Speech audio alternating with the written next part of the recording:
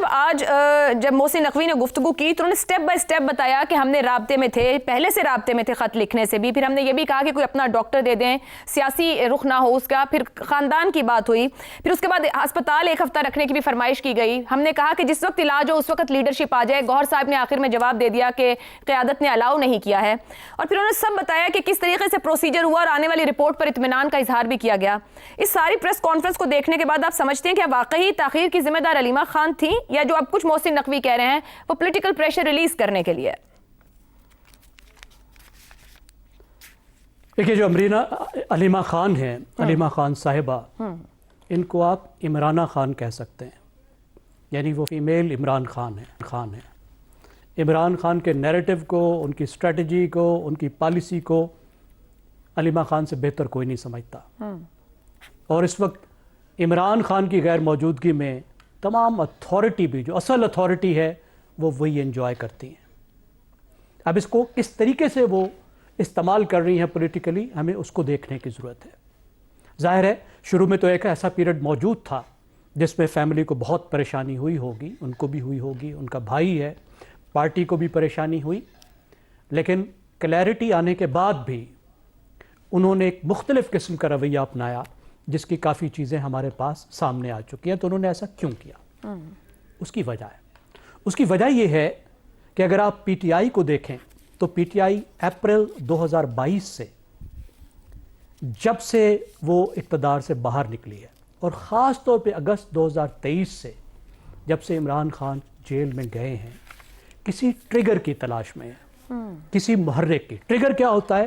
کوئی ایسا چھوٹا واقعہ جس کی بنیاد پہ بڑے واقعات جنم لے سکیں، کوئی ایسا پروٹیسٹ، کوئی ایسی چیز جس سے بہت بڑے ایک چیز کی، ایک بہت بڑے پروٹیسٹ کی ایک بڑی تبدیلی کا راستہ نکل سکے۔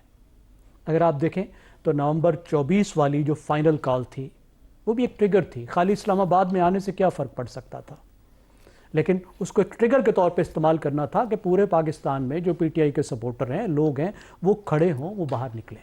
تو اس طرح کی بہت سی مختلف کالیں جو ہیں وہ دی جاتی رہی ہیں ملک گیر احتجاج کے لیے۔ اب اس وقت ایک ایسا ٹریگر اویلیبل ہے جو پی ٹی آئی کو اب تک اویلیبل نہیں تھا، اور وہ ٹریگر ہے عمران خان کی صحت، اور صحت میں بھی بینائی کا مسئلہ، یعنی بہت ہی ایسی چیز جو بہت ہی ایک ایموشنل ہے۔ اب عمران خان کے ساتھ جتنے بھی ان کے ٹائیگر ہیں، جتنے پارٹی والے ہیں، ان کی ایک جذباتی وابستگی ہے، ان کی ذات کے ساتھ، ان کی خوبصورتی کے ساتھ، ان کی صحت کے ساتھ، ان کی آنکھوں کے ساتھ، ان کی سب چیز کے ساتھ۔ اب یہ ایک ایسی خبر ہے اور تھی کہ جس کی بنیاد پر پی ٹی آئی ایک ٹریگر کے طور پر استعمال کرتے ہوئے کسی بڑے پروٹیسٹ کا راستہ نکال سکتی ہے۔ یہی کچھ ہم دیکھ رہے ہیں جو خیبر پختونخوا میں کیا جا رہا ہے۔ یعنی خیبر پختونخوا میں ہم سب حیران ہو رہے ہیں، اور میں بھی بڑا سوچتا رہا ہوں کہ یہ کیا ہو رہا ہے کہ پی ٹی آئی نے، خیبر پختونخوا کی پی ٹی آئی نے، جہاں اس کی حکومت ہے، اس نے اپنا محاصرہ کر لیا ہے، اپنے آنے جانے کے راستے بند کر لیے ہیں، اپنے لوگوں کو خوار کر دیا، اپنے صوبے کو ایک جیل میں بدل دیا ہے جہاں سپلائی لائنز نہیں پہنچ سکتی، جہاں لاکھوں لوگ جو ہیں وہ نہ باہر جا سکتے ہیں، نہ آ سکتے ہیں، نہ اپنا کام کر سکتے ہیں۔ تو اس کا مقصد کیا ہے؟ زیغم صاحب، ویسے ریپورٹڈلی سی ایم کے پی اور سلمان اکرم راجہ دونوں نے لا تعلقی کا اظہار کیا سڑکوں کی بندش سے۔ دیکھیے یہ کیسے ہو سکتا ہے کہ چند درجن لوگ ہر سڑک پہ بیٹھے ہیں اور انہوں نے پورے صوبے کو بلاک کیا ہوا ہے، اور صوبے کی انتظامیہ کچھ بھی نہیں کر رہی۔ لا تعلقی تو تب ہوتی کہ اگر یہ جا کے کچھ کرتے، انتظامیہ کے طور پہ کام کرتی۔ اگر خیبر پختونخوا کچھ نہیں کر رہی، خیبر پختونخوا کی حکومت، خیبر پختونخوا کی پولیس کچھ نہیں کر رہی، تو اس کا مطلب ہے اس کی پوری بلیسنگ ہے، اس کے بغیر نہیں ہو سکتا۔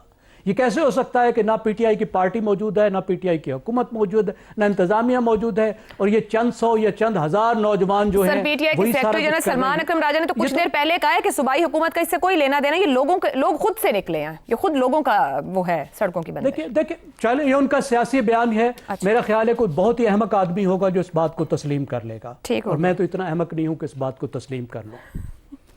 تو اس کا مقصد یہ ہے کہ یہی بتایا جائے کہ یہ ایک خود بخود ایک نیچرل اپرائزنگ ہے۔ پی ٹی آئی نے کال نہیں دی، सूबाई हुकूमत इन्वॉल्व नहीं है, लेकिन पीटीआई के जो नौजवान हैं वो खुद बखुद सड़कों पे बाहर निकल आए। ठीक हो गया। इसका मतलब क्या है? इसका मतलब है कि दूसरे सूबे वाले भी खुद बाहर निकलें। दुरुस्त। जब बाहर निकले तो पूरे मुल्क में एक अपराइजिंग हो, पूरे मुल्क में वो तहरीक बने जिसकी खातिर पीटीआई बहुत कुछ करने की कोशिश कर रही है। और जब तहरीक बनेगी तो फिर क्या होगा? ठीक हो फिर गया। उसके नतीजे में वो मुज़ाकरात हो रहे हैं जो पीटीआई चाहती है, उससे मुज़ाकरात हो सकते हैं जिससे पीटीआई फिलहाल तो ना उससे हो रहे हैं, नकवी साहब ने तरदीद कर दी है, ना कोई बातचीत है, ना कोई एनआरओ, ऐसा कुछ हो नहीं रहा। आमिर अहमद खान साहब, मगर आज नकवी साहब ने ये जरूर बताया कि अलीमा खान ने पार्टी के लोगों को ये कहा कि अगर हम मान गए तो ये इशू डाई डाउन हो जाएगा। अलीमा खान को वीटो पावर का हामिल करार दिया गया है जब ये मीडिया से गुफ्तगू की नकवी साहब की जानिब से। क्या पार्टी के अंदर उनके असर और रसूख का एतराफ कहेंगे या उन्हें तनहा करने की कोशिश?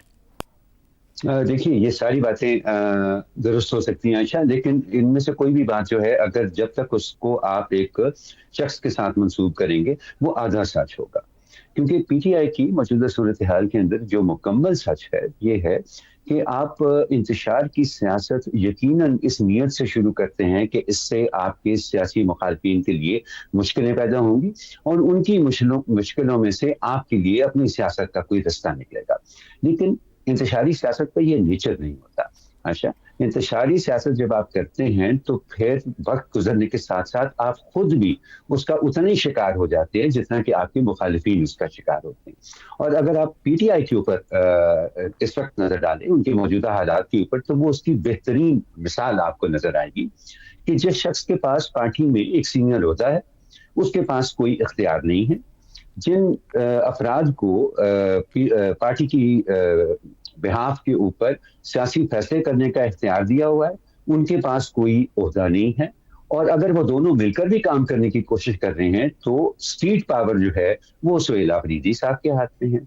और उस सारी खिचड़ी के बीच में अलीमा खान साहिबा जो हैं वो पाकिस्तानियों की इस नफ्सियात का फायदा उठा रही हैं जिसके तहत वो एक सियासी रहनुमा की फैमिली को उसकी पार्टी के रहनुमाओं के ऊपर तरजीह देते हैं। ये पाकिस्तान के अंदर ये हमने अक्सर होते हुए देखा है। तो अब ये पार्टी जो है वो इमरान खान, क्योंकि खुद कभी भी उन्होंने इस मामले के अंदर कोई वजाहत नहीं दी कि किसने पार्टी के अंदर क्या करना है, और अगर उन्होंने देखा कि उनके अपने लोगों में, चाहे उनकी फैमिली हो या उनके पार्टी रहनुमा हो, वो मुतसादिम बयानात दे रहे हैं या वो कोई एक किस्म की स्ट्रैटेजी के ऊपर एग्री नहीं कर रहे हो, तो उन्होंने आज तक कोई रोल इसके अंदर प्ले करने की कोशिश नहीं की।